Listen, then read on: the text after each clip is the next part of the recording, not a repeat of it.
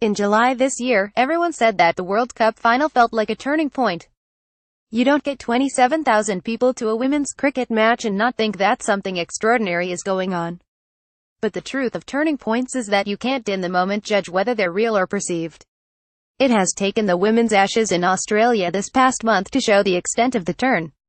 Australia originally lagged behind England in embracing the game. The 2015 Ashes was played at intimate cricket grounds, selling out some matches with crowds in excess of 5,000. The 201,314 version in Australia was nowhere near that.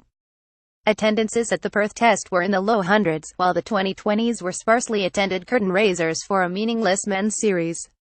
Olympiads stack up like sedimentary layers, and the difference from 4 years ago to now is extraordinary.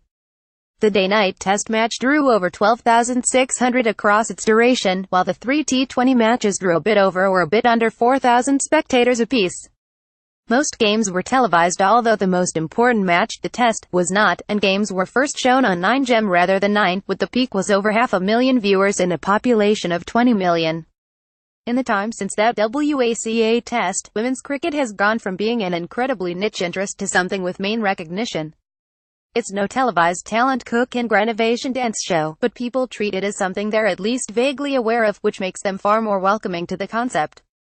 That was illustrated during the day-night test, where a festive crowd involved plenty of people there for the event then soaking up information about the cricket in the meantime. You have to build it for them to come, and Cricket Australia definitely got most parts right as far as schedule and location. Staging games in Coffs Harbour is a debatable choice in terms of capacity to draw a crowd, though the pitch for the 2-0 there was outstanding. That's part of a broader debate on whether the team should make a habit of playing in smaller regional centres as a way of bringing elite cricket to those places, or whether cities like Melbourne and Adelaide can offer better audiences if included in future editions.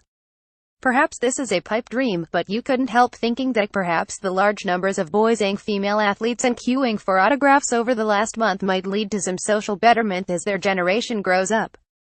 It was also significant that the marriage equality plebiscite passed so strongly midway through a series involving so many gay players.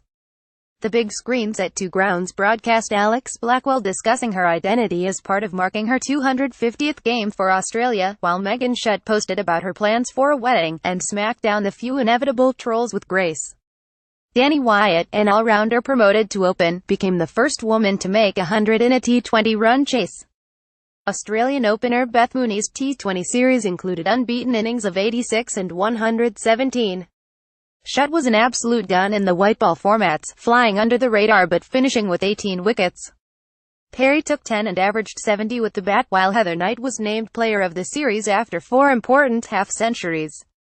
It's interesting to think how much the series result relied on the first game in Brisbane. The teams tied on 8 points apiece. After Australia won the Otis by a game, England did the same in the T20s, and the test was drawn.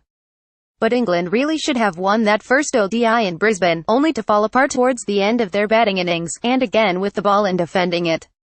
Having arrived in Brisbane for 2 weeks of solid rain, a lack of decent practice before the series may have been decisive.